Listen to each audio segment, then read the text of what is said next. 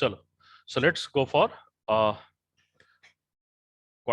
formulation of quantum mechanics. ठीक है? So एक चीज आप दिमाग में रखना कि जो हम क्वांटम मैकेनिक्स को फॉर्मुलेट कर रहे हैं, ठीक है, ये फॉर्मुलेशन किसी एक आदमी का फॉर्मुलेशन नहीं है, ठीक है। This is formulation of outcome of different experiments, different basic philosophy and different observation के बेसिस पर लिया गया है, ठीक है। So this formulation is very abstract in nature. What you have to do, you have to believe on that abstractness. Are you getting my point? The real challenge of quantum mechanics is that, देखो real challenge क्या है वो मैं बता रहा हूं. वो पहले जब तक आप समझने की कोशिश नहीं करोगे तब तक आप क्वांटम मैकेनिक्स को आप देख नहीं पाओगे क्या है. फिर वो या तो आपको सिर्फ मैथमेटिक्स मैथमेटिक्स लगेगा या तो आपको कुछ भी नहीं लगेगा. But what you have to do, you have to search physics behind that particular mathematics. ये हमारा मेन एजेंडा है और मेन हमारा एम है. Look at what is the real challenge. The real challenge is that we need some mathematics which can be work like as a vector. If I want, it should work like a vector. It should work like as a scalar function. If I want, it should work like a scalar function. As well as it can work like both vector and a scalar, whatever the needed for the mathematics, for the need, whatever the need of physics. समझ रहे हो कितनी tough बात है ये. आपको एक ऐसा मैथमेटिक्स डेवलप करना है जो कि वेक्टर की तरह भी यूज हो सके, स्केलर की तरह भी यूज हो सके. अब ये मत बोल देना कि sir tensor, that is different entity, that is also part of quantum mechanics. Are you getting my point? कि हो सकता है कि एक वेक्टर के ही एक कंपोनेंट टिपिकल कॉलम वेक्टर हो, दूसरा एक फंक्शन की तरह बिहेव कर सकता है. Agreed? So why this is so abstract in nature? और ये जो एब्स्ट्रैक्टनेस है उसको हम सिंबॉलिकली यूज कर रहे हैं अपनी मैथमेटिक्स को सिंप्लीफाई करने के लिए. Are you getting my point? So आप कभी भी इस तरह के क्वेश्चन मत करना कि सर मैट्रिक्स में तो ऐसे ही होता है, इसको ऐसे ही होना चाहिए, या फिर सर ये यहाँ पर वेक्टर है तो यहाँ इसको इस तरह फंक्शन के रूप में क्यों लिख दिया. क्योंकि हमने अपनी पूरी फॉर्मुलेशन कुछ इस तरह से की है, मैथमेटिकल फॉर्मुलेशन, कि हम जब चाहे तो उसे वेक्टर की तरह यूज करें, जब चाहे तो हम उसे कन्वर्ट कर स्केलर की तरह यूज करें, जैसा भी चाहे हम उसे यूज कर सकते हैं. ठीक है. So this is one of the biggest challenge of quantum mechanics. First thing is that. Second thing, हमें क्या क्या इंक्लूड करना है अपने मैथमेटिक्स में. What we have to include, we have to include particle. Electron is always particle. Yes, but its behavior sometime is just like as a wave. So हमें एक ऐसी मैथमेटिक्स डेवलप करनी है जो कि पार्टिकल के बारे में भी बात करे और same time it can talk about wave. कहानी यही खत्म नहीं हो रही है, कहानी इससे ज्यादा एक स्टेप और आगे जा रही है. क्योंकि पार्टिकल वेव तो है ही, साथ साथ उसकी जो मेजरमेंट है वो रैंडम भी हो, but sometime it can give you accurate measurement also. Sometime किसी भी एनर्जी के होने की प्रोबेबिलिटी किसी पर्टिकुलर स्टेट पर 100% भी हो जाए, ये भी तो गारंटी है ना. So you have to include randomness also into this calculation. Agreed? सो रैंडमनेस भी होनी चाहिए, साथ साथ उसकी वेव भी होनी चाहिए, साथ साथ उसके अंदर पार्टिकल भी होना चाहिए. इन सबको कंबाइंड रूप से हम जो मैथमेटिक्स डेवलप करेंगे उसकी बात कर रहे हैं. ठीक है. वो सारा चीज समझने के लिए हमें पहले एनालॉजी देखना पड़े. देखो we all are human being, है ना. सो ह्यूमन बीइंग कोई भी चीज को कैसे देखता है, विद एनालॉजिकल थिंग। एनालॉजी मतलब यहाँ ऐसा होता है तो ऐसा कर सकते हैं। Are you getting my point? है ना? सो हम लोग एक ह्यूमन बीइंग के जो एनालॉजी, जो अभी तक हमने मैथमेटिक्स किया है, जिस मैथमेटिक्स को अभी तक हमने देखा है, उसी मैथमेटिक्स को बेस रखते हुए एक इंप्रूव्ड मैथमेटिक्स, एक एब्स्ट्रैक्ट मैथमेटिक्स सॉल्व करने की कोशिश करेंगे। इन फंडामेंटल जो होगा, वो फंडामेंटल क्या होगा, जो मैथमेटिक्स हमने पहले कर रखी है। But that is not exact thing. Analogy, इसी कारण मैं किस चीज की बात कर रहा हूं? एनालॉजी की बात कर रहा हूं for the quantum mechanics. Okay, so let's try to make first analogy. Analogy क्या है वो हम समझने की कोशिश करते हैं। और ये एनालॉजी कोई रॉकेट साइंस नहीं है, this is just a class 8th analogy, है ना? क्लास 8 में जो हम लोगों ने पढ़ा था, उसी चीज की एनालॉजी की हम बात करते हैं। ठीक है? Okay, now so first is that we will just discuss a basic nature of vectors. Basic nature of vector के बारे में बात कर रहे हैं। So जो basic nature of vector है, उसी वेक्टर के बेसिक नेचर को हमें एक एब्स्ट्रैक्ट स्पेस में ले जाना है, एक जनरलाइज थ्योरी डेवलप करना है जो कि हमारे क्वांटम मैकेनिक्स के नीड को पूरा करे। Getting this thing? Okay, so let's go for a first vector spaces और वेक्टर को समझने की कोशिश करते हैं। ठीक है? Now look at, suppose there is a coordinate axis. In general 3 dimensional coordinate axis को ऐसे ही दिखाते हैं, विद द यूक्लिडियन स्पेस, है ना? So this is wonderful Euclidean space. You have to define zero. Unless until you will not define zero, you cannot define any constant vector, है ना? So this is zero, I can say this is x, this is y, this is z. Agreed? x के unit vector के, x direction की unit vector को i cap कहते हैं, y direction की unit vector को j कैप कहते हैं, k डायरेक्शन की यूनिट वेक्टर को k कैप कहते हैं। और कोई भी अगर a वेक्टर हम डिफाइन कर रहे हैं, दिस a वेक्टर, सपोज ये a वेक्टर ओरिजिन के रेस्पेक्ट में हम देख रहे हैं, so what is this a vector?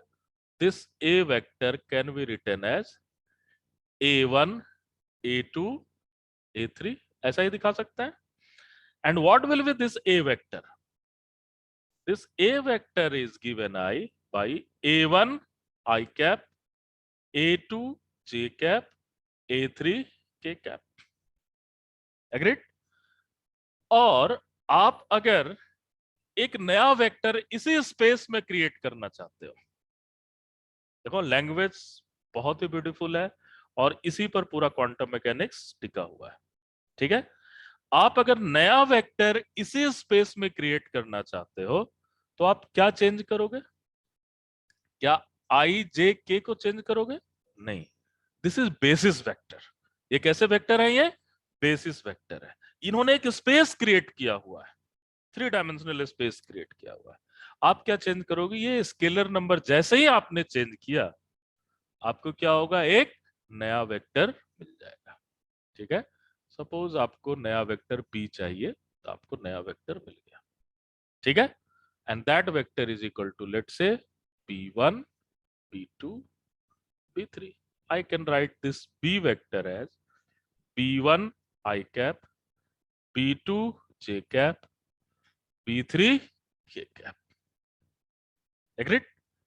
Now you can see, if I define my I, j, k, and I have different type of numbers, and here all numbers are real number, ठीक है ना? क्योंकि हम एक real Euclidean space के बारे में बात कर रहे हैं।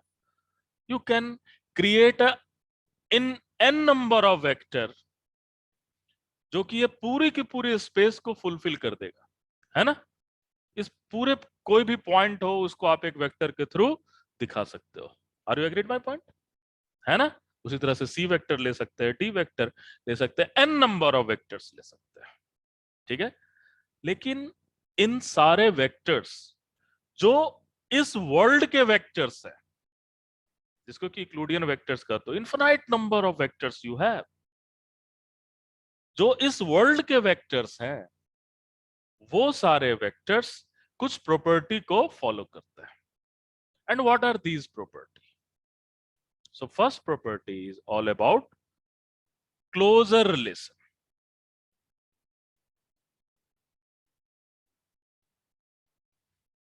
First property is all about closure relation. Simple. अब देखो यहीं से आपको फील आना शुरू हो जाएगा, है ना? What is closure relation? If A is a vector, अभी मैं बड़ा सिंपल लैंग्वेज में बोल रहा हूं. If A is a vector in a basis of I J K, means a vector belongs to this space, that is Euclidean space, and we have b vector that also belongs to same Euclidean space. Same space में है, means basis vector क्या है? Same है. जैसे मैं कहूं कि they also belongs to same Euclidean space, means what? Basis vector is same. If a belongs to, और यहां मैं क्या कर रहा हूं? एडिशन रूल को फॉलो कर रहा हूं, है ना? Vector addition. क्लास 8 की बात कर रहा हूं, कुछ भी नहीं. लेकिन उसे क्वांटम मैकेनिक्स में कैसे लेकर आएंगे वो इंपॉर्टेंट है. तो एनालॉजी अगर क्लियर होगा तो आप क्वांटम मैकेनिक्स में उसे बहुत इजीली लेकर आ सकते हो. So what you have, if a vector belongs to this space, b vector belongs to same space, then you have a new vector c, very good, also belongs to same space. ठीक है? Closure, closed है. Agreed? They are closed, है ना? सो ए और B अगर इस Euclidean space के हैं तो सी भी क्या होगा? They also belongs to same Euclidean space. Agreed? Clear है ये? Now look at field plus field is equal to field. Electric field plus magnetic field थोड़ी करते हो. Electric field plus electric field is equal to electric field. That is principle of superposition, nothing else. है ना? Wave plus is equal to wave. Vector plus vector is equal to vector. This is nothing but a one way to say the principle of superposition. कहीं ना कहीं हमारे दिमाग में वो चीज चल रहा है कि प्रिंसिपल ऑफ सुपरपोजिशन को अपनी कैलकुलेशन के अंदर लेकर आना है. Are getting my point? है ना? तो यहां पर जो सी वेक्टर होगा, suppose this c vector is here, C1 I cap, C2 J cap, C3 K cap. So I can write C1 is equal to A1 plus B1, C2 is equal to A2 plus B2, and C3 is equal to A3 plus B3. है ना? ये लिखने के पीछे, गरिमा ये बताओ कि laws, इस लिखने के पीछे की मैथमेटिक्स क्या है? वेक्टर एडिशन तो है. ये मैं कब लिख सकता हूं मोहित? नहीं, वो तो ठीक है, लेकिन ये मैं कब लिख सकता हूं? ऐसा मैंने क्यों नहीं लिखा C1 is equal to A1 plus B2? Exactly because I, J, K are linear independent, they are making the basis. ये अगर लीनियर इंडिपेंडेंट नहीं होते तो ऐसा नहीं लिख सकते थे. क्रिएट है तभी लिख सो. आई को आई से कंपेयर किया, जे को जे से कंपेयर किया, के को के से कंपेयर किया. आई एक डिफरेंट आइडेंटिटी है. Mango is comparable to mango, oranges are comparable to oranges.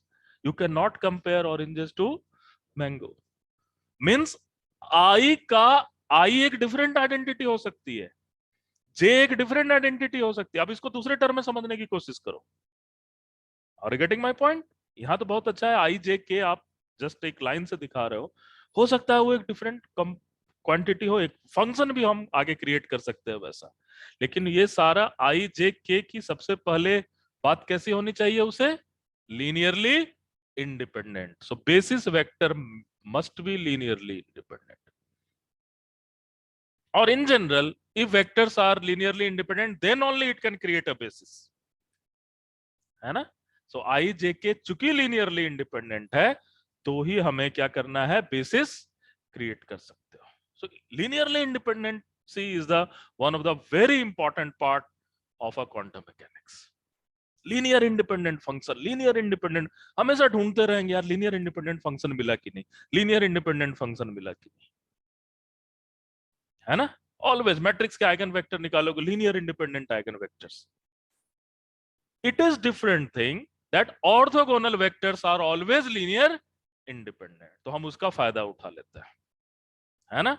Orthogonal vectors are always linear independent, लेकिन जरूरी नहीं है कि बेसिस बनाने के लिए आपको ऑलवेज लीनियर ऑर्थोगोनल वेक्टर ही चाहिए।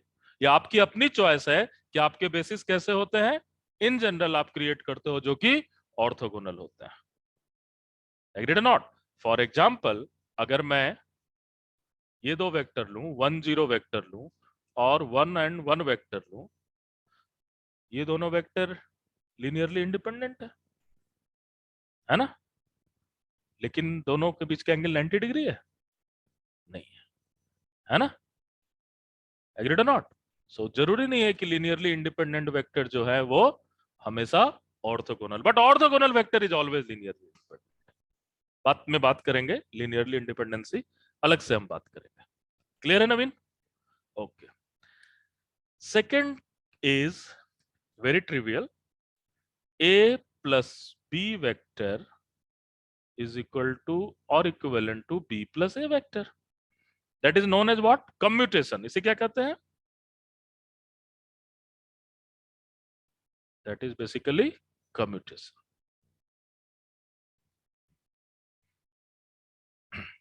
ठीक है? Okay. Similarly, you have associative. ये सारे रूल्स हम लोगों ने पढ़ रखे हैं क्लास 8 में, है ना? What is this? a plus b plus c को आप अगर चाहो तो क्या लिख सकते हो? a plus b plus c। ठीक है, a plus b plus c is equal to this one, है ना। दोनों को जोड़ करके इसमें ले आओ, एक नया वेक्टर बनेगा जो belongs to same closure relation से सेम स्पेस में, और प्लस ए के साथ आएगा तो सेम स्पेस में। ठीक है,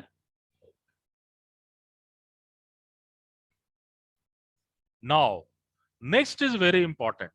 ये सारे चीज के पीछे की कहानी तो भाई जीरो वेक्टर है। Zero vector means what?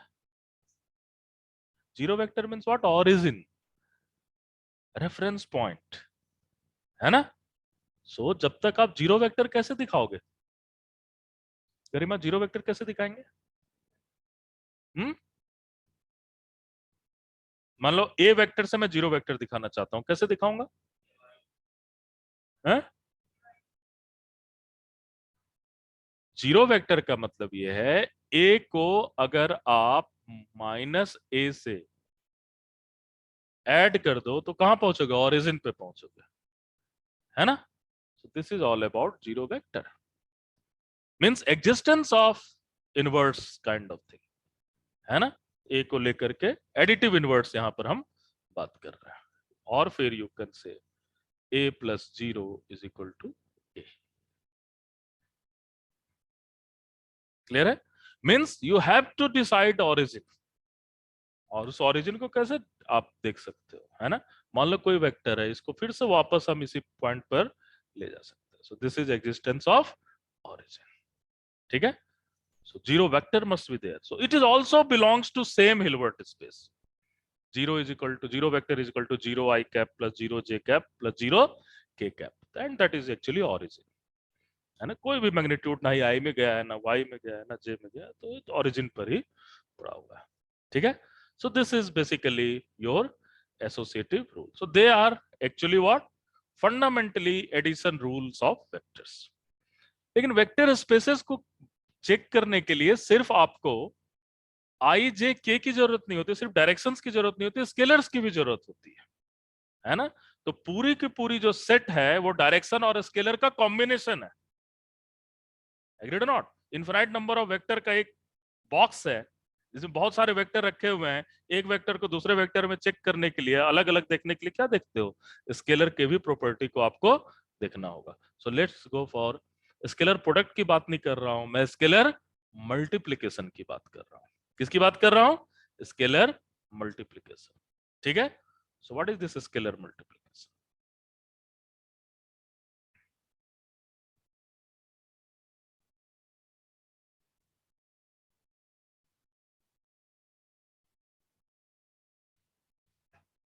Scalar multiplication. What is this? A and small a and small b, small c are just a number.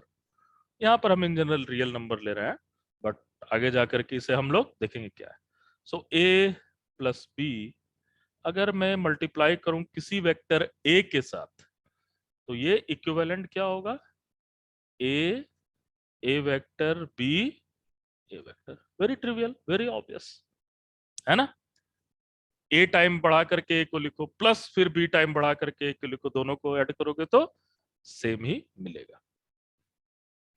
You have A B ए, और ऐसे भी लिख सकते हो, ये भी देख ले, ए ए plus B.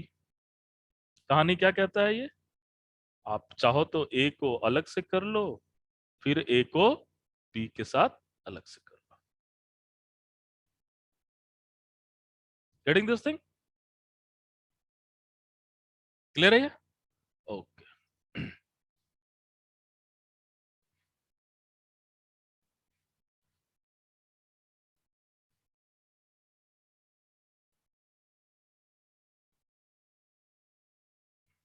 Now let's go for this. We can have a b, A vector क्या हो जाएगा? यू कैन कम्यूट बी और ए, चूंकि नंबर है तो आप लिख सकते हो b a vector. They are scalar numbers. 10 2 into 4, product नहीं कर रहे हैं, एग्रीड? Scalar number. अगर आप जीरो को किसी भी वेक्टर के साथ मल्टीप्लाई करोगे, you will always get zero vector. ठीक है, बहुत ऑब्वियस है, बहुत ही ट्रिवियल है। ये एनालॉजी, इसी के बेसिस पर हमारा पूरा का पूरा क्वांटम मैकेनिक्स डेवलप किया जाएगा। ठीक है, okay. Now so these are the basic scalar multiplication and vector addition rule. But vector को सिर्फ आप वेक्टर एडिशन रूल से नहीं दिखाना है, उसके लिए और भी प्रॉपर्टी होना पड़ेगा। आपको क्या डिफाइन करना पड़ेगा? स्केलर प्रोडक्ट की प्रॉपर्टी को डिफाइन करना पड़ेगा। किसकी प्रॉपर्टी? स्केलर प्रोडक्ट, है ना। सो let's go for scalar product. ठीक है,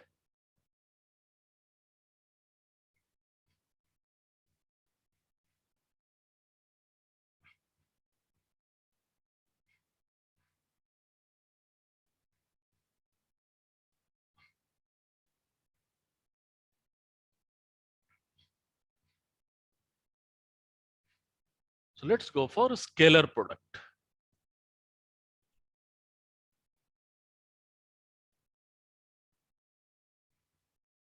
What is this scalar product, है ना। so in general जो यूक्लिडियन स्पेस में हम scalar product for the constant vector हम डिफाइन करते हैं, so इसका नोटेशन क्या है? a dot b। क्या होता है? a dot b। ठीक है, so this is your scalar, this is notation. इसकी वैल्यू कितनी होती है? इसकी वैल्यू होती है mod a mod b and cos angle between a and b। ठीक है, they are also angle between a and b। Clear है ये? Okay. Now then what should be mod a? Mod a को कैसे define करोगे?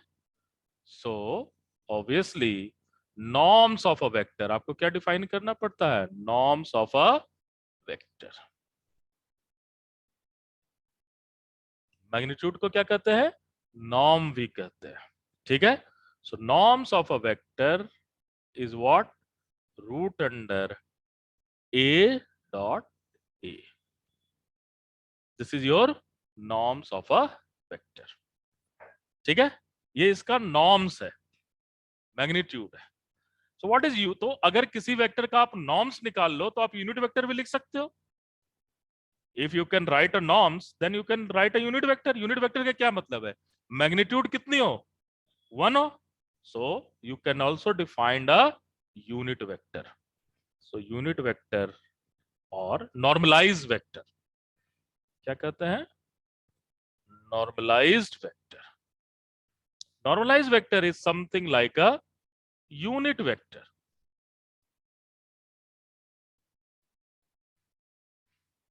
This is something like what? Unit vector. So how you can write any unit vector? उसके norm से आपने multiply कर दिया, बस सॉरी क्या कर दिया आपने? डिवाइड कर दिया. सो this is always a unit vector.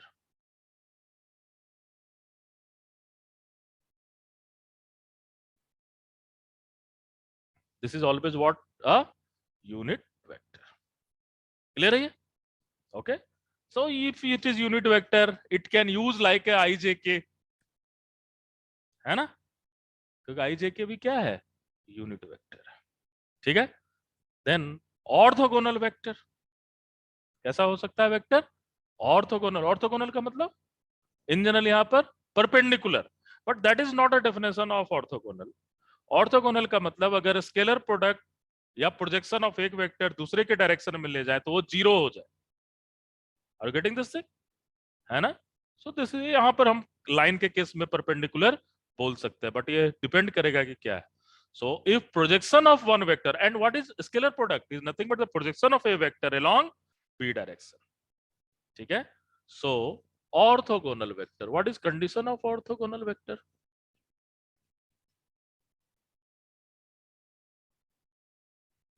The condition of orthogonal vector is what? A dot b is equal to 0. By the way, my question is that why you need unit vector? क्यों unit vector को लेते हो? इसकी जरूरत क्यों होती है? Why you need to take unit vector? बताओ मोहित, क्यों लेते हैं यूनिट वेक्टर? ऑब्वियसली एक तो ठीक है, पूरे वेक्टर स्पेस को किसी भी यूनिट वेक्टर के अबाउट स्पैन कर सकता है अगर आप इंडिपेंडेंट वेक्टर्स ढूंढ लो तो, है ना? और यूनिट वेक्टर का फायदा एक ये है, all parallel vectors can be represented in a term of magnitude into unit vector, है ना? ऑल पैरेलल वेक्टर जितने, तो सारे पैरेलल वेक्टर की जगह पर हम एक यूनिट वेक्टर लिख दिए और जैसा भी मैग्नीट्यूड है तो हमें काम क्या होता, सारे पैरेलल वेक्टर को एक यूनिट वेक्टर से रिप्रेजेंट कर दिया. मेनली तो डायरेक्शन की बात है, मैग्नीट्यूड तो आप उसे मल्टीप्लाई करते रहो. जैसे 1 1 vector, 2 2 vector, 3 3 vector, all are same vectors. Only क्या अंतर है? उनका मैग्नीट्यूड अंतर है. सबका यूनिट वेक्टर क्या होगा? सेम होगा. एग्रीड? सो पैरेललिटी को अवॉइड करने के लिए आप क्या करते हो? यूनिट वेक्टर का यूज कर लेते हो. ठीक है. Okay. So this is orthogonal vector, है ना? Now my question is that suppose I have a vector and this a vector is a1i a2j plus a3k, है ना? अब मैं कहूं व्हाट इज a1, तो आप क्या लिखो बताओगे? What is a1? a1 को क्या कहेंगे गरिमा? कंपोनेंट ऑफ a और projection of a in i cap direction. Always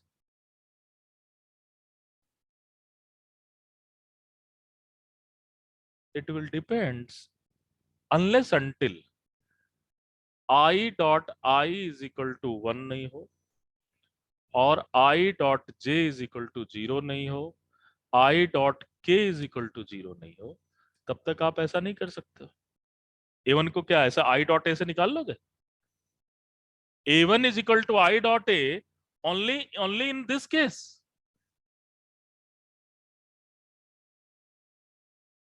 जब तक ये नहीं हो आप कभी नहीं कर सकते हो, है ना? Agreed? So why we need orthogonal vectors. पूरे स्पेस को आप क्रिएट करने के लिए आप 3 ऑर्थोगोनल वेक्टर्स की जरूरत करते हो, जो कि अगर जैसे ऑर्थोगोनल ढूंढ लिया वो क्या होगा? लिनियरली इंडिपेंडेंट भी हो जाएगा, तो आपका बेसिस तो बनेगा ही बनेगा. लेकिन ऑर्थोगोनल वेक्टर होने का फायदा यह है कि आप एक जो ये नंबर है वो नंबर बहुत इजीली डिफाइन कर पाते हो. ठीक है, मींस हम किसी भी वेक्टर्स को, इट्स अ वेरी इंटरेस्टिंग, इसको आप देखने की समझने की कोशिश करो, पूरी क्वांटम मैकेनिक्स यहीं छुपी हुई। किसी भी वेक्टर ए को हम लिख सकते हैं I dot A in I cap direction, I dot sorry J dot A in J cap direction, K dot A in k cap direction, only if you have I dot I is equal to 1, j dot j is equal to 0, I dot j is equal to 0, I dot k is equal to 0, and similarly j dot j is equal to 1, k dot k is equal to 1, and similarly j dot k is equal to 0, and all this thing, है ना? अगर ये नहीं रहा तो आप नहीं लिख सकते हो। Getting my point?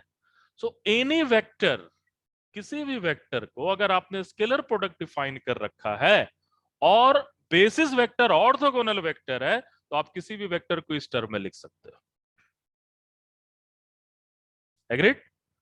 And we can say I is nothing but direction or projection, or I dot A is nothing but the value of projection of A along I cap direction. J dot A is nothing but the value of projection of A along J cap direction, and similarly you can write along K cap direction. ठीक है? तो ये आप किसी भी unit vector के लिए भी ले सकते हो। A को अगर मैं B के along प्रोजेक्ट कराना चाहूं, है ना, तो क्या कर सकते हो, बी का यूनिट वेक्टर लेकर के ए के साथ स्केलर प्रोडक्ट कर सकते हैं। एग्रीड? तो ये सारा चीज आप इजिली समझ सकते हो। सो this is all about beautiful, it's a wonderful beautiful thing जो कि आपने देख रखा है पहले से। ठीक है, इसके साथ साथ ट्रायंगल इनइक्वालिटी भी आपने पढ़ रखा है। What is triangle inequality?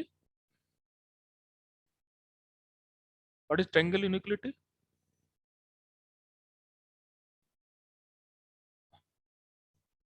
mod b. This is what triangle inequality. This will be a plus b is greater than equal to mod a plus mod b। ये है या उल्टा होता है? यही होता है ना? This is triangle inequality. ये सारा चीज आप देख सकते हो, है ना? Similarly you have shorts inequality and all this thing, हम लोग डिस्कस करेंगे जब हम एक्चुअली क्वांटम मैकेनिक्स में जाएंगे। तो सो अगर आप देखो तो पूरी क्वांटम मैकेनिक्स की जो मैथमेटिक्स है वो इसी के अराउंड घूमती रहेगी। पूरी क्वांटम मैकेनिक्स की मैथमेटिक्स ये बेसिक एनालॉजी के अराउंड घूमती रहेगी। एग्जैक्टली तो नहीं, बट बेसिक एनालॉजी के अराउंड घूमती रहेगी। ठीक है, तो इसे आपको डेविएट करने की जरूरत नहीं है। You have to always think, जहां भी कंफ्यूजन हो अपने पहले वाले पेज पर चले जाओ, देखो वैसा कुछ किया है या नहीं किया है। ठीक है, नाउ इसी चीज को क्वांटम मैकेनिक्स में हम कैसे यूज करेंगे, क्या करेंगे, ये हम सारा चीज देखेंगे हिल्बर्ट स्पेस के साथ। किसके साथ देखेंगे? Hilbert space. ये यूक्लिडियन स्पेस है, वैसा ही क्या होगा? Hilbert space. So let's go for Hilbert space. ठीक है, ये तो आता है सारा बहुत अच्छे से, है ना? बट इसको देखो, दिक्कत वाली बात, आता तो है लेकिन समय पर क्लिक कर जाए, ये इंपॉर्टेंट है। एनालॉजी का मतलब ही होता है कि वो टाइम पर क्लिक कर जाए और आप उसका यूज कर पाओ। ठीक है, सो let's go for a Hilbert space और उसके बारे में बात करते हैं, और एक quantum mechanics new notation, new type of mathematics को अप्रिशिएट करने की कोशिश करते हैं। ठीक है, so this is all about.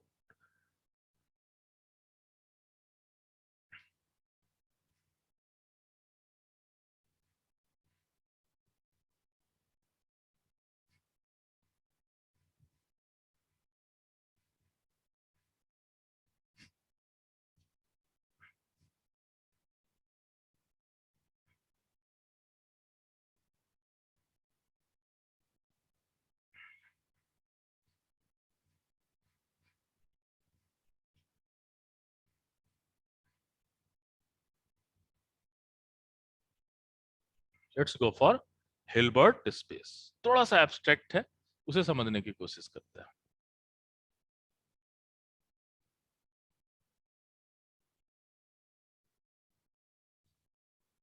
So there is abstract space. Abstract space mean जो रियली में एग्जिस्ट नहीं कर सकता, जो कहां एग्जिस्ट करता है, सिर्फ मैथमेटिक्स में एग्जिस्ट करता है। ठीक है।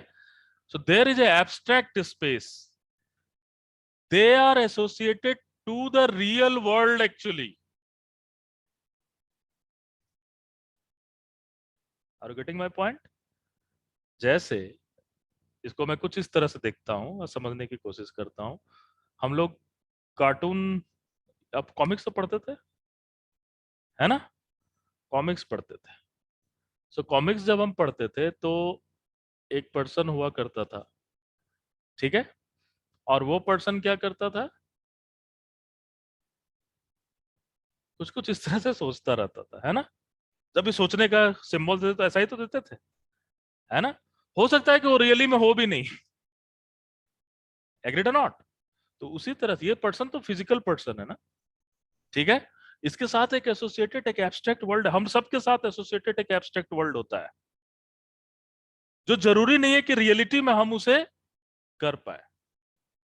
बट वी ऑलवेज ऑलवेज हम लोग सबके साथ एक एब्स्ट्रैक्ट वर्ल्ड है, और जहां पर जो हमसे रिलेटेड है, एसोसिएटेड है, बिल्कुल ही एसोसिएटेड है ना? So there is some physical world, suppose this is my harmonic oscillator. ये तो एक फिजिकल ही है, harmonic oscillator. Same spring mass system, this is a physical world. ये फिजिकल वर्ल्ड है या क्लासिकल वर्ल्ड है? फिजिकल वर्ल्ड है जिसे आप टच कर सकते हो, देख सकते हो, फील कर सकते हो। एग्रीड और नॉट? इस फिजिकल वर्ल्ड के साथ एसोसिएटेड एक नई दुनिया है, एक मैथमेटिकल दुनिया है, जिसे आप क्या कहते हो? हिल्बर्ट स्पेस कहते हो। Are getting my point? This is physical world, इसके साथ एसोसिएटेड एक वर्ल्ड है। और ब्यूटीफुल पार्ट इस मैथमेटिक्स की ये है कि ये जो वर्ल्ड है, दिस वर्ल्ड, इसकी मैथमेटिक्स इतनी ब्यूटीफुल पार्ट है कि वो इस दुनिया की कहानी को मैथमेटिकली रिप्रेजेंट करता है। और गेटिंग माय पॉइंट, है ना? सो ये जो वर्ल्ड है उसे ही आप हिल्बर्ट स्पेस कहते हैं, एब्स्ट्रैक्ट स्पेस। कैसा स्पेस है ये? एब्स्ट्रैक्ट स्पेस है, ठीक है? उसके जो, तो एक तरह का ये सेट है, कलेक्शंस है। Collections of what? Different type of functions, and that function में बी कॉम्प्लेक्स फंक्शंस, क्योंकि एब्स्ट्रैक्ट तो कॉम्प्लेक्स ही लेना चाहिए, है कि नहीं? क्यों रियल लेकर के हम अपने आप को कंस्ट्रेंट करें? Because real is the obvious obvious part of complex, है ना? अगर कोई रियल फंक्शन भी है तो इसका मतलब उसका इमेजिनरी पार्ट क्या है? जीरो है। सो हम अगर पूरी ही खुल करके काम करना चाहते हैं तो अपने फंक्शन को हम क्या डिफाइन करें? इमेजिनरी डिफाइन करें। और उसी तरह से अगर हम कोई भी नंबर लेना चाहते हैं जो नंबर एग्जिस्ट करती है, तो वो नंबर हमारा क्या होना चाहिए? रियल होना चाहिए, इमेजिनरी होना चाहिए, कॉम्प्लेक्स होना चाहिए। That number should be complex, क्योंकि हमें नहीं पता है कौन सा क्या काम आ जाएगा। Okay, so the story is very nice. There are some function psi, and इसको हम लोग ग्रीक लेटर से शो करते हैं। कैसे शो करते हैं? ग्रीक लेटर से। Psi phi, let's say you can take chi, you can take psi, ठीक है? और इसके साथ साथ कुछ complex number, let's say C1 C2 C3, जो स्मॉल रोमन लेटर में दिखाएंगे उसे कॉम्प्लेक्स नंबर कहेंगे, ठीक है? और ये क्या है? Complex function. ये क्या है? कॉम्प्लेक्स फंक्शन, ठीक है? ये दोनों मिलकर एक वर्ल्ड बनाएगा, एक स्पेस क्रिएट करेगा। वो जो स्पेस क्रिएट करेगा उसे आप क्या कहोगे? That will be a Hilbert space. लेकिन इन दोनों के बीच की कहानी भी है, एग्रीड और नॉट? ये फंक्शन किसका फंक्शन है भाई? ये फंक्शन किसका फंक्शन है? ये ऑब्वियसली, हम डायनेमिक्स की बात करें तो time is the very obvious part of this. Time and generalized coordinate. अब समझ में आया क्लासिकल मैकेनिक्स क्यों जरूरी है ना? Generalize coordinate means number of variable is equal to number of degree of freedom. ठीक है, जैसे हार्मोनिक ऑसिलेटर में कितनी डिग्री ऑफ फ्रीडम है? 1। उसके लिए जनरलाइज कोऑर्डिनेट हम x ले रहे हैं, so every function will be function of x।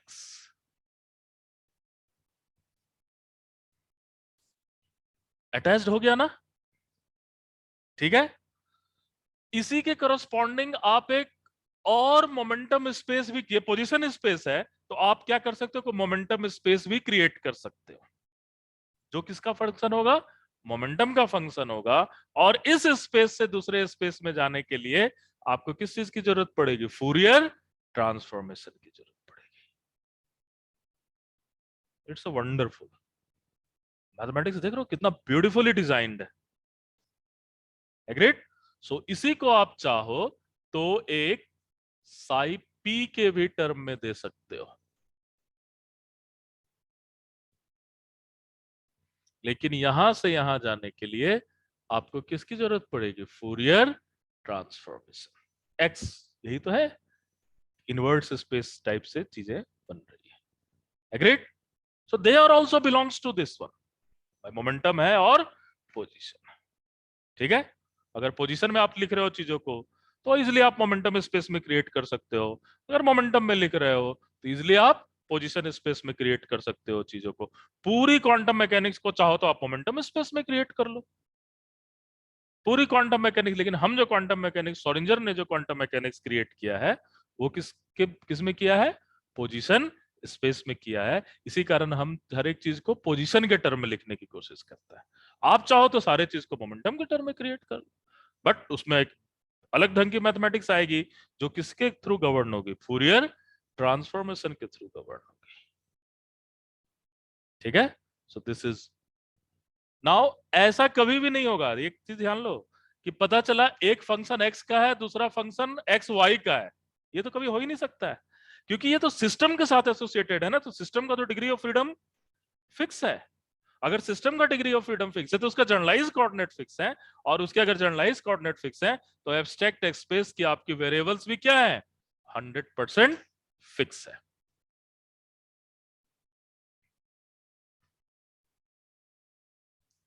Are you getting this thing now? अब ये जो फंक्शंस और स्केलर्स हैं, उसकी क्या क्या कहानी है? तो वो एनालॉजिकली एग्जैक्टली सेम होगी। किसकी तरह होगी? जो यूक्लिडियन स्पेस के वेक्टर स्पेसेस हैं। तो ये जो सारे फंक्शंस हैं, ये सारे फंक्शंस किस चीज के बारे में बात करेंगे? They will follow the vector addition rule, they will follow the scalar multiplication rule, they will follow what? Scalar product. Some we will define the scalar product, we can define the independency, orthogonality, everything we have to define. Then only we can talk about, okay, this is some kind of vector spaces. Clear है ना? So let's try to go for क्या क्या वो properties हैं उसे देखने की कोशिश करते हैं। ठीक है, so let's try to go for all these properties.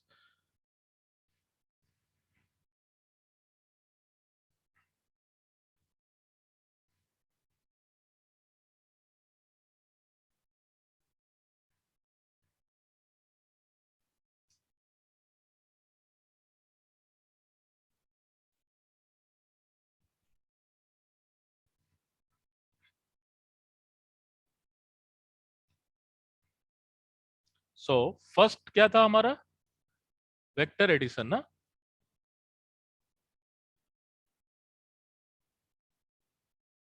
ठीक है, so first is what? Closure relation. First is what? Closure relation. ठीक है, what is closure relation? If psi x belongs to, अभी मैं सिर्फ वन डायमेंशन में कर रहा हूं, ठीक है? इसी को आप टू डायमेंशन में एक्स वाई में भी लेके जा सकते हो, ठीक है? उसको बाद में जनरलाइज कर लेंगे। If psi x belongs to Hilbert space associated to one physical quantity, जैसे दूसरा फिजिकल क्वांटिटी होगा तो नया हिल्बर्ट स्पेस मिलेगा, है ना? जैसे सेम पार्टिकल है, ग्रेविटेशन इन अ फील्ड है तो उसकी हिल्बर्ट स्पेस अलग होगी, सेम पार्टिकल है, हार्मोनिक ऑसिलेटर है तो उसकी हिल्बर्ट स्पेस अलग होगी, वो अलग टाइप का सेट होगा, ठीक है। So psi x is a function of Hilbert space, belongs to a some system, agreed, belongs to some system, and phi x is also function of same Hilbert space. Then psi x plus phi x is equal to xi x will also belongs to same Hilbert space. Closure relation, ऐसा नहीं हो कि ये किसी दूसरे Hilbert का space का member हो जाए, उसी का वो मेंबर होगा, ठीक है। Then next is what, commutation, यानी कम्यूटेशन में एक एम होता है या दो एम होता है, दो एम होता है commutation. So what will be this, psi x plus phi x is equal to phi x plus psi x,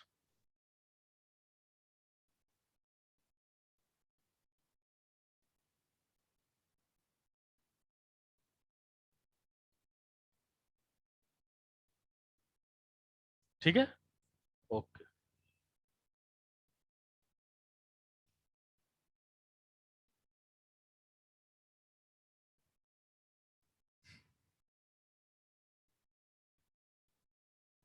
psi x plus phi x plus chi x, sorry xi x, psi x phi x पहले जोड़ दिया, जाई x को ले गया, क्या होगा, कोई प्रॉब्लम नहीं,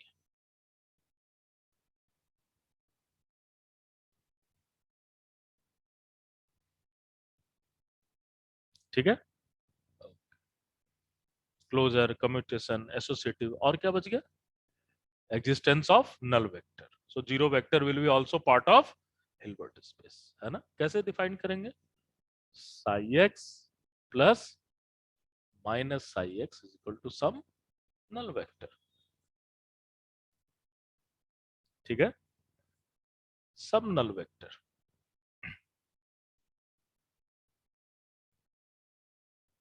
and we have scalar multiplication,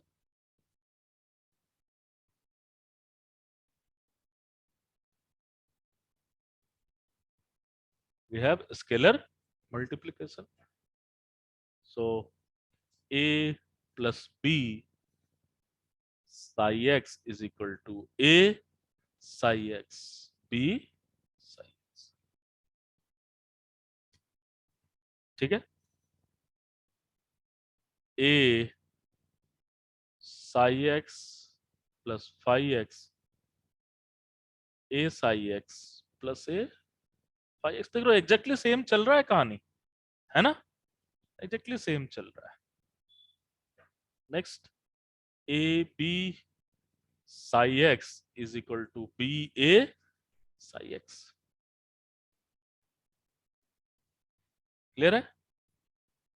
zero को किसी भी साई एक्स के साथ मल्टीप्लाई कर दोगे तो क्या मिलेगा, zero, null vector, okay. Now ये तो कहानी हो गई, लेकिन सिर्फ इससे काम चल जाएगा क्या, आपको क्या डिफाइन करना पड़ेगा, स्केलर प्रोडक्ट, क्या डिफाइन करना पड़ेगा, scalar product. So let's go for what is your scalar product.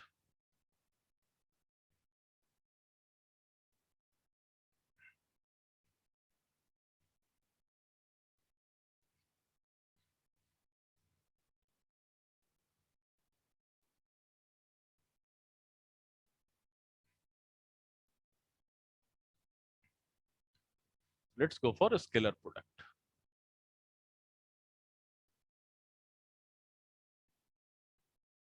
Now यहां पर चूंकि साई एक कॉम्प्लेक्स फंक्शन है, so if Sai is a complex function, इसके इक्विवेलेंट हम साई स्टार भी डिफाइन कर सकते हैं, क्या डिफाइन कर सकते हैं, Sai star.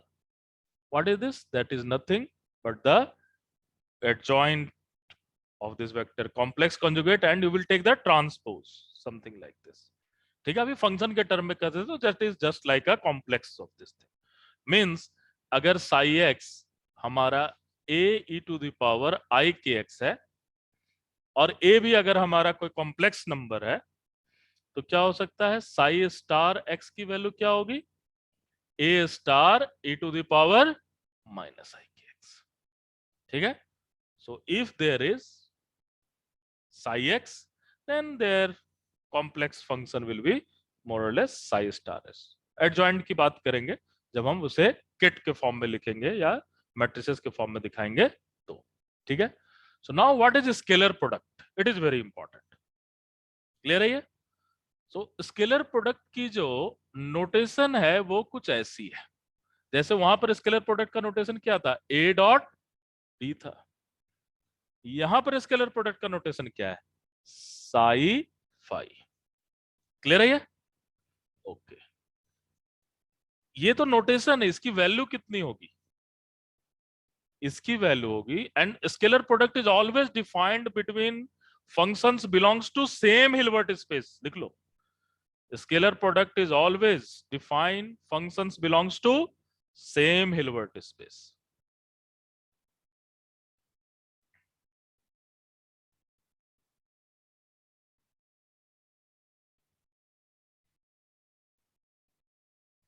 Belongs to what, same Hilbert space.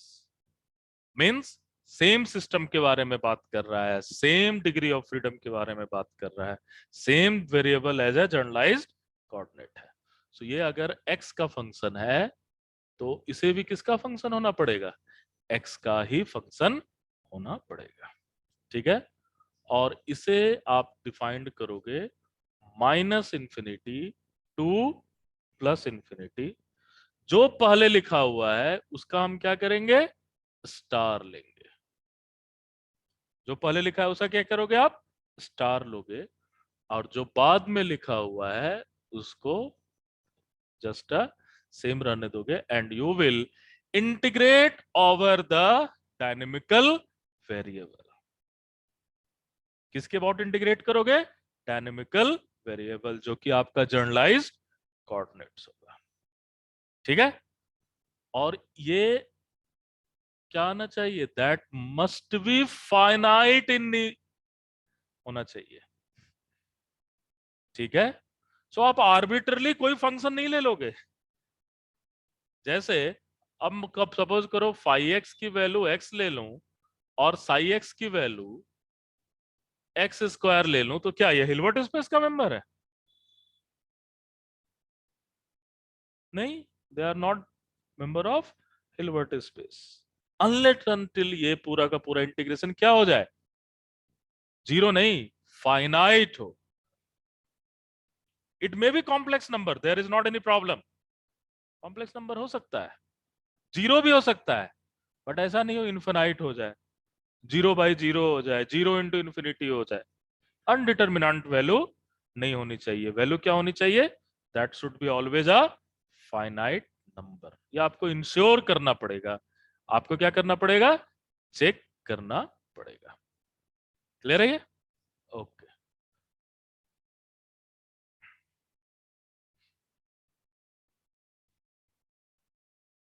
Now एक बार स्केलर प्रोडक्ट आपने डिफाइन कर दिया तो नॉर्म्स डिफाइन कर सकते हो। नॉर्म्स के लिए क्या होगा, Sai x, psi x same का ही तो स्केलर प्रोडक्ट लेते हैं, ये क्या हो जाएगा, psi star x, psi x d x minus infinity to plus infinity, and this will be always a positive number. क्यों होगा positive number, because that value is mod psi square d x minus infinity to plus infinity, and that will be some positive number n। क्या होगा ये some positive number n।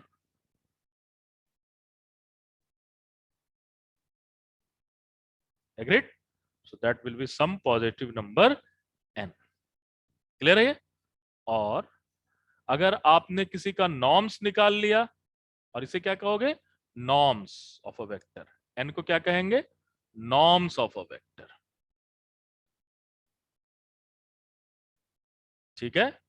और अगर किसी भी vector को यूनिट वेक्टर के term में लिखना चाहते हो तो यूनिट वेक्टर को मैं कैसे दिखाऊं यहां पर,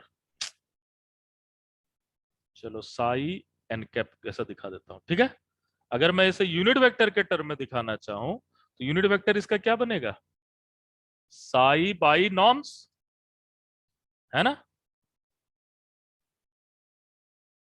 sorry psi by root under norms, है ना, psi by root under norms, यही होगा इसका यूनिट वेक्टर। सो किसी भी यूनिट वेक्टर, किसी भी वेक्टर को आप नॉर्मलाइज कर सकते हो कैसे, minus infinity to plus infinity mod psi square dx। तो ये जो वेक्टर होगा, ये जो फंक्शन होगा, that function is what, normalised function. क्या कहोगे आप, नॉर्मलाइज्ड फंक्शन।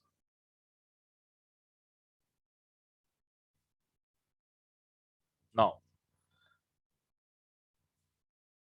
तो किसी भी फंक्शन का अगर नॉर्म्स सम फिनाइट वैल्यू है तो उसे आप क्या कहते हो, स्क्वायर इंटीग्रेबल। क्या कहते हो उसे, square integrable. So if norms of a function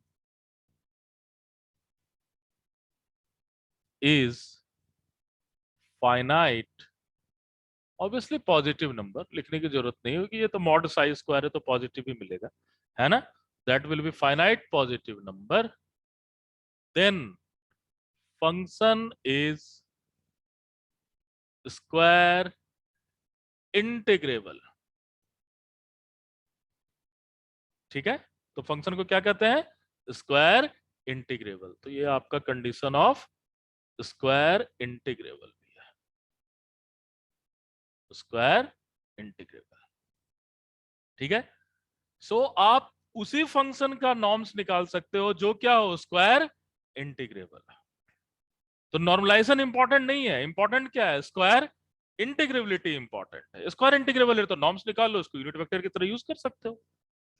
ठीक है, सो किसी कारण हम किसी भी फंक्शन को, स्क्वायर इंटीग्रेबल फंक्शन को हम ढूंढते हैं, तो हिल्बर्ट स्पेस के जो फंक्शन होंगे क्या नॉर्मलाइज होंगे, गारंटी है नहीं, लेकिन क्या वो स्क्वायर इंटीग्रेबल होंगे, यस, ये गारंटी है कि उसको स्क्वायर इंटीग्रेबल होना पड़ेगा।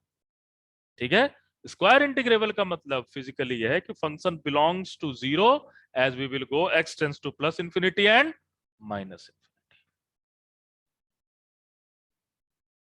क्लियर है ये, अभी मैं कोई भी फिजिक्स नहीं लेके आ रहा हूं, मैं जस्ट उसकी मैथमेटिक्स को डिफाइन कर रहा हूं। यही चीज आज जब पॉस्टुलेट्स में आ जाएगा तो क्या होगा, फिजिक्स में आ जाएगा। क्लियर है ये, okay. So this is all about square integrability. Next is what, orthogonality. Orthogonal क्या बताया था,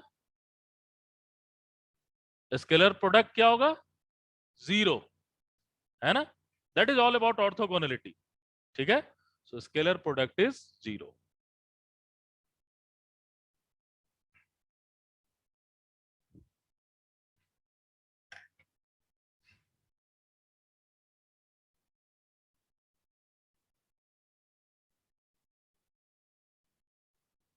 psi x phi x, that is integration of psi star x phi x dx minus infinity to plus infinity. If this is zero, then you can say psi x phi x is orthogonal. Orthogonal means you cannot take projection of one vector in a direction of another vector. The vector will be vanish if you will take the projection, है ना, एक कोई भी function वो खत्म हो जाएगा।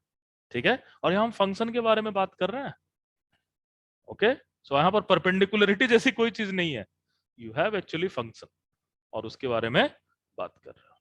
ठीक है, so these are the basic and orthogonality. जरूरी नहीं है कि हिल्बर्ट स्पेस के मेंबर ऑर्थोगोनल हो, ये आपकी चॉइस है कि आप कैसा हिल्बर्ट स्पेस लेते हो। In general for the basic quantum mechanics we will choose the Hilbert space whose functions are in general orthogonal in nature, जिससे हमें काम करने में क्या होता है, आसानी होगा, क्योंकि हम उस फंक्शन को यूनिट वेक्टर बना के आई जे के टर्म में लिख सकते हैं। ठीक है ना, so this is all about your first class of tools of quantum mechanics. कल हम लोग इसी का डिराक नोटेशन देखेंगे, इंडिपेंडेंसी देखेंगे और इनके ऊपर कुछ प्रॉब्लम्स करने की कोशिश करेंगे। ठीक है, जो अभी तक हमने पढ़ा है उसके ऊपर प्रॉब्लम्स करेंगे and then we will go for operators and matrices. ठीक है, क्लियर है यहां तक? सो आपके पास बुकलेट है, बुकलेट में सारा चीज दिया हुआ है। ठीक है, आप जो बुकलेट देखोगे each and everything is given. ठीक है, सो जो भी हम क्लास में करेंगे वो आपके बुकलेट में पहले से ही रहेंगे, लेकिन चैलेंज हमारा क्या है? ग्रिफिथ सॉल्व करना। ठीक है, सो आप लोग सारे लोग ग्रिफिथ की बुक या सॉफ्ट कॉपी, हार्ड कॉपी खरीद कर रख लो, ज्यादा बेटर है, ज्यादा महंगी बुक भी नहीं है। सो उसे ले करके आओगे। ठीक है, चलो आज के लिए इतना ही।